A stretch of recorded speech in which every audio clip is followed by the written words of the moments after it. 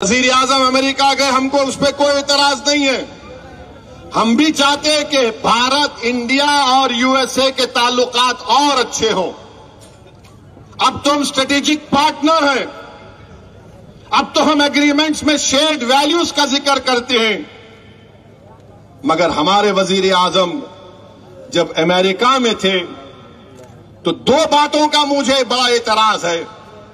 उमूमन अगर कोई मुल्क का वज़ीर आज़म फॉरेन टूर पर जाता है, उस पर तबसरा करना ठीक नहीं है।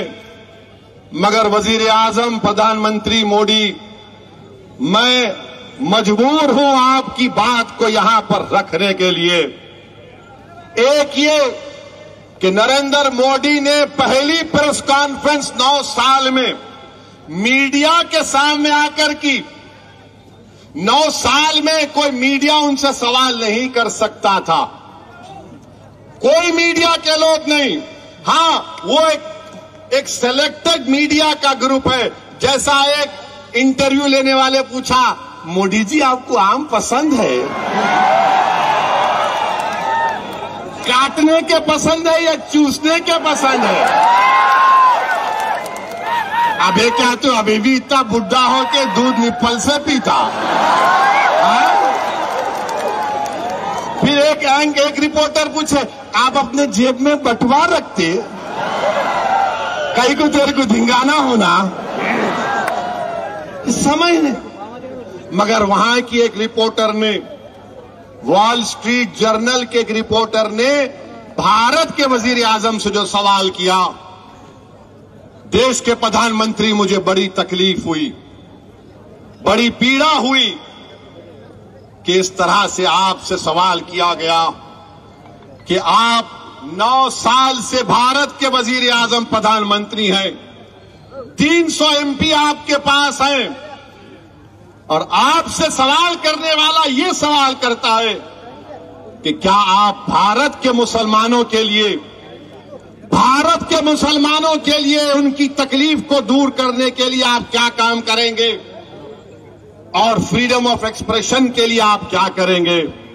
देश के प्रधानमंत्री, मैं खुश होता अगर आपसे सवाल होता कि आप उस देश से आते हैं जहां पर 50% आबादी भारत की 28 साल के नौजवानों पर मुश्तमिल है। मैं खुश होता इस बात से कि अगर रिपोर्टर आपसे सवाल करती कि बताइए मेक इन इंडिया में आपने क्या क्या बनाया।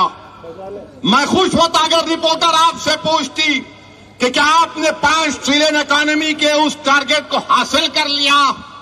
मैं खुश होता अगर उस फॉरेन रिपोर्टर आपसे बोलती कि भारत में इन्फ्लेशन कम करने के लिए आपने क्या किया। मैं खुश होता अगर रिपोर्टर आपसे पूछती कि पूरी दुनिया में सबसे ज्यादा बेरोजगार अगर नौजवान है तो भारत में उसकी बेरोजगारी के लिए आप क्या किए। मगर उस रिपोर्टर ने 9 साल के वज़ीर आज़म, 300 एमपी रखने वाले वज़ीर आज़म से पूछा, मुसलमानों की तकलीफ को दूर करने के लिए आप क्या कर रहे हैं, फ्रीडम ऑफ एक्सप्रेशन के लिए क्या कर रहे हैं? तो हमारे वज़ीर आज़म ने कह दिया कि हमारे डीएनए में डेमोक्रेसी है, डिस्क्रिमिनेशन नहीं है। प्रधानमंत्री, सच्चाई को मैं अब बयान कर रहा हूं। क्या मणिपुर में 300 चर्चिस को जला दिया गया, क्या वो डिस्क्रिमिनेशन नहीं है? 300 चर्चिस मणिपुर में जला दिए गए। क्या उत्तरकाशी में मुसलमानों से नहीं कहा गया कि छोड़कर भाग जाओ, तुम्हारा बायकॉट किया जाएगा? ये डिस्क्रिमिनेशन नहीं है। वज़ीर आज़म, क्या आपका दिल्ली का एमपी ने नहीं कहा कि मुसलमानों से कोई खरीदो फरोख्त मत करो, क्या ये डिस्क्रिमिनेशन नहीं है? वज़ीर आज़म, क्या आपने CAA का कानून मजहब की बुनियाद पर नहीं बनाया, क्या ये डिस्क्रिमिनेशन नहीं है? माइनॉरिटी वेलफेयर का बजट आपने 40% कम कर दिया, क्या ये डिस्क्रिमिनेशन नहीं है? आपने मौलाना आजाद फेलोशिप को खत्म कर दिया अल्पसंख्यक समाज के लिए। अब कोई मुसलमान बच्चा फेलोशिप और PhD नहीं कर पाएगा, क्या ये डिस्क्रिमिनेशन नहीं है? प्रधानमंत्री डिस्क्रिमिनेशन यही भी है कि आपके 306 एमपी में एक मुसलमान एमपी नहीं। डिस्क्रिमिनेशन यह भी है कि आपके पास एक मुस्लिम मिनिस्टर नहीं।